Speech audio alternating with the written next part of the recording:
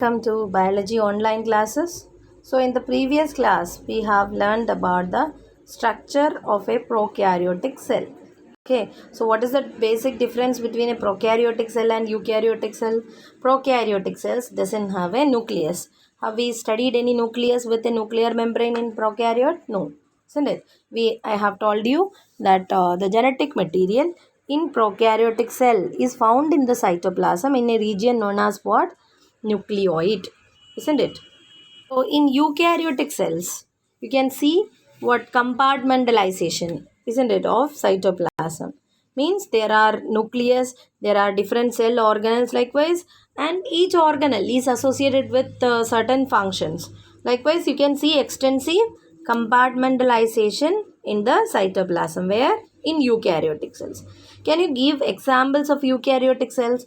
From protist, isn't it? Protist, plants, animals, fungus, all these are having eukaryotic cells. So we have learned in 5 kingdom classification all the prokaryotic cells are coming under kingdom Monera. So except Monera, all the organisms are having what? Eukaryotic cells.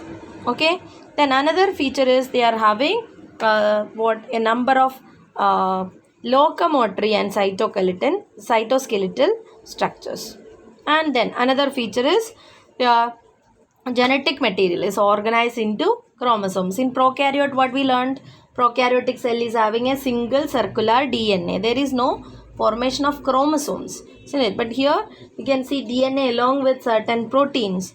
They form the chromosomes. Okay. And the eukaryotic cells. In eukaryotic cells itself, there are two different kinds of cells. They are different. Okay. What are they? Plant cells and animal cells. Okay. So plant cells and animal cells, how they differ? Plant cells are having cell wall, plastids, then what? Large central vacuole. All these are the characteristics of a plant cell, isn't it? And animal cell, they are having a particular feature, that is what? They are having a centriole. So here the diagram is given. You have to draw this. You have done this from your lower classes, isn't it? So this diagram once again you have to draw. Okay. So plant cells and animal cells, how they differ? In plant cells there is cell wall, then they are having plastids, and the vacuole is central and very large.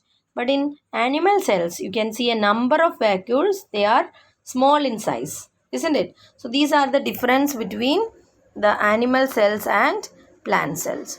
So now let's study each of the part of a cell in detail. So the first part that we are going to study is cell membrane. Okay. So a cell membrane consists of, or that was done, the studies of cell membrane was done. The structure of plasma membrane was able to study in detail after the invention of electron microscope, and the studies were conducted in RBCs. Okay, so when the structure of cell membrane is examined, it's mainly made up of lipids and proteins. Okay, so the chemically what the plasma membrane is made up of what? Lipids and proteins, and these lipids are phospholipids. Major lipids are phospholipids. Means what? Lipids with the phosphate group. Okay, they are arranged in two layers, bilayers. Okay, you can see here. Understood?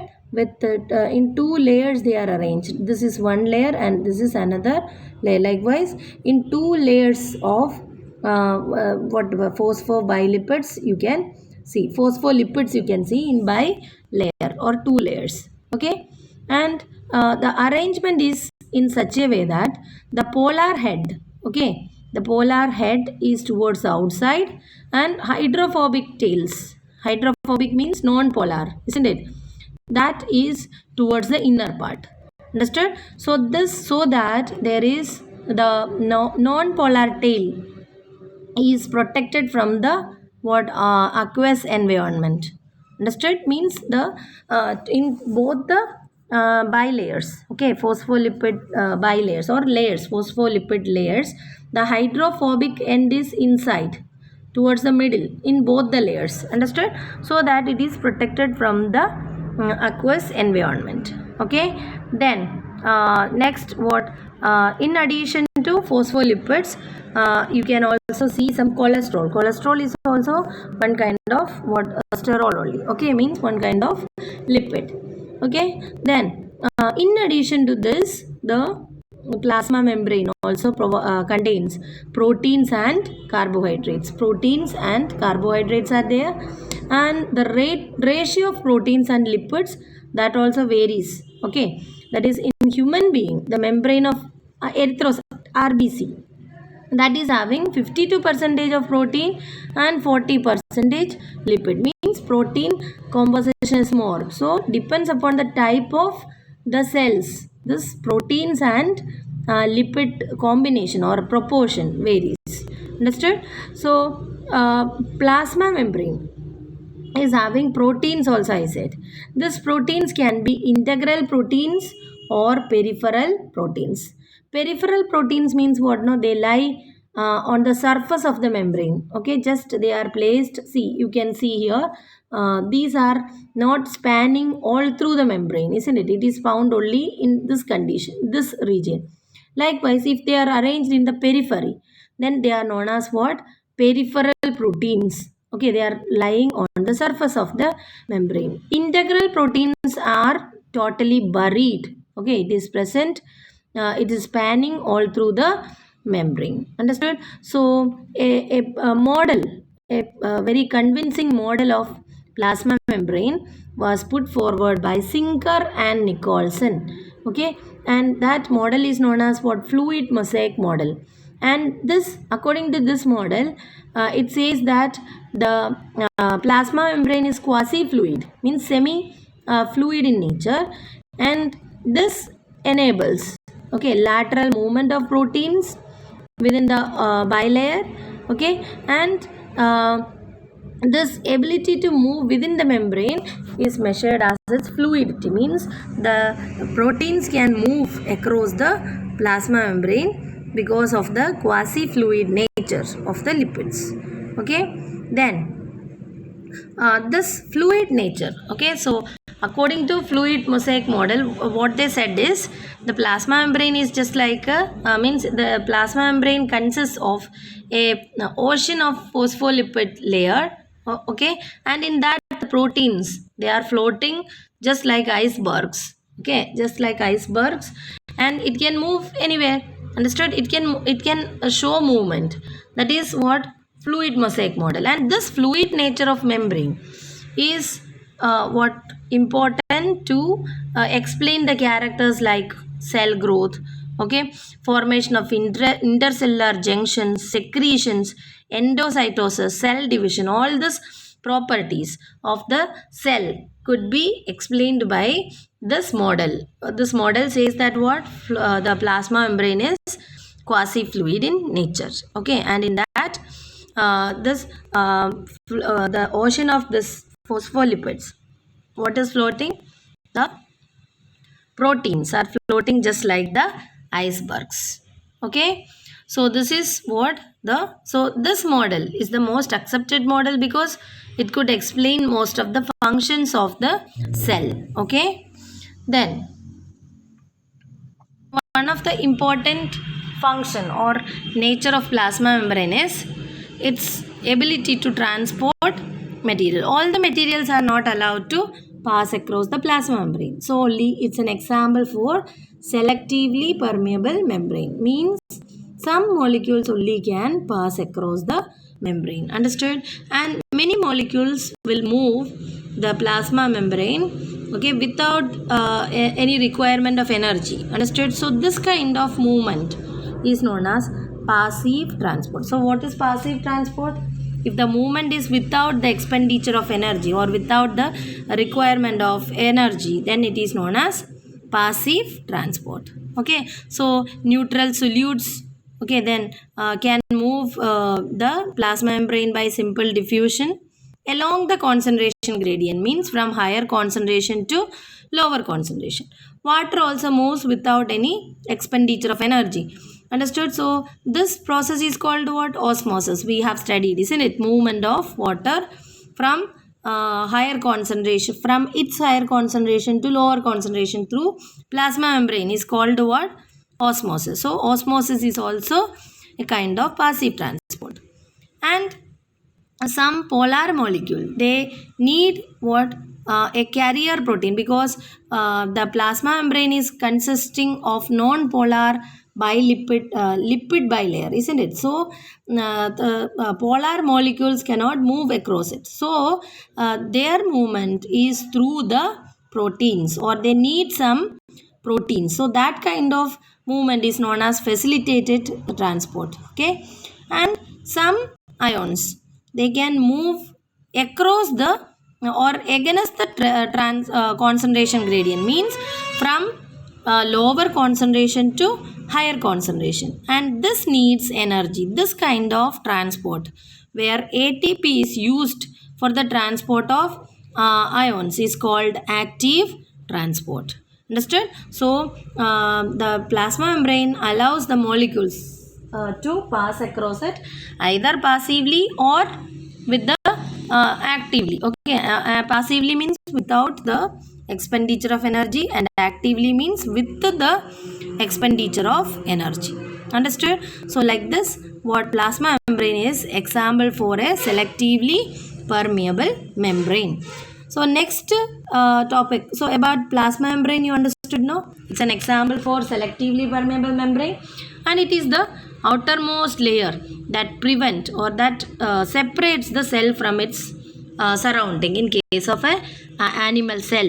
And even plant cells are having plasma membrane, and it is the same, the structure will be same. Now next is what? Cell wall. Cell wall, where you can find them in fungus and plants, fungus, even bacteria, etc. You can see the cell wall. So what is the function of cell wall? They give shape to the cell, protects the cell, okay, from what? Mechanical infections, mechanical damage, infections, etc. Okay. And then it gives a way for the cell to cell interactions. Okay. And at the same time it acts as a barrier, okay, to undesirable macromolecules. When we study the cell wall of algae, that is little bit different. That is, they are made up of cellulose, galactans, mannans, and you can also see minerals like calcium carbonate.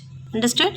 So in cell wall of algae, they are made up of, these are also carbohydrates only, okay, cellulose, galactans, mannans, etc. And also you can see what? Some minerals like calcium carbonate. Understood? But in higher plants, you can see the cell wall is made up of cellulose, hemicellulose, pectins, and proteins. Understood? So these are the substances that you are finding in the cell wall of what? Plants, in higher plants. Okay. The cell wall of young plants able to grow also, okay, that is known as the primary wall. Understood? So you learned that meristematic cells, they divide and they form new cells, isn't it, in plants? And this plant cells, they are having a cell wall, means when they are forming from the meristematic cells, or when they are young, they are having only primary wall and is capable of growth. Okay, they can grow, and as they grow or as they get matured or differentiated, you can see that secondary wall will form, okay, from the inside. Understood? Means on the inner side of the cell, that is towards the membrane. Okay, what will happen? The secondary wall will be formed, and gradually the primary wall disappears. Okay, so this is cell wall. Cell wall is what? Found only in plants. Okay, and you can see that they are mainly made up of cellulose, and in algae and in more higher plants there can be little bit difference, isn't it, that I explained already. Now next is what? Middle lamella. What is middle lamella? It's a structure that cements the two different neighboring cells, and middle lamella mainly consists of calcium pectate. Understood? calcium pectate and magnesium pectate also. Okay, so these are the materials that hold. So what is the function of middle lamella? They glues or they hold the neighboring cells.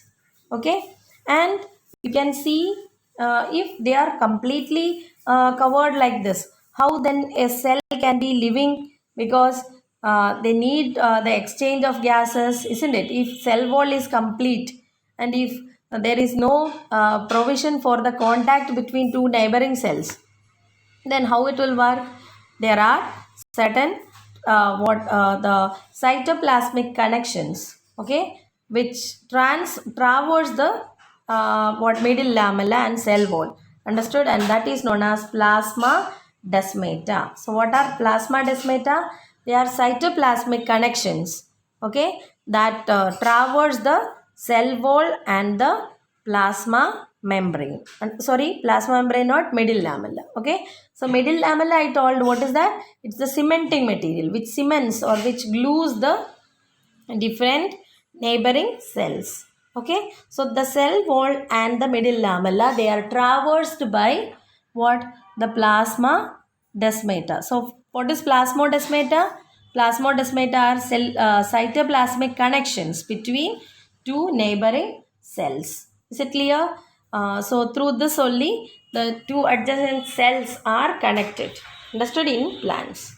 So about plasma membrane and cell wall, I hope everyone understood. So plasma membrane and cell wall, okay, they are what? Forming the boundary of the cells. Cell wall is found only in plants, and plasma membrane is found both in plants and in animals. Understood? So I told the famous model which could explain all the characteristic of plasma membrane is fluid mosaic model. Who proposed it? Singer and Nicholson. Okay, and I told this is an example for a selectively permeable membrane, and I have also explained you about different transport. So passive and active. Passive transport means without expenditure of energy. Active means with the expenditure of energy.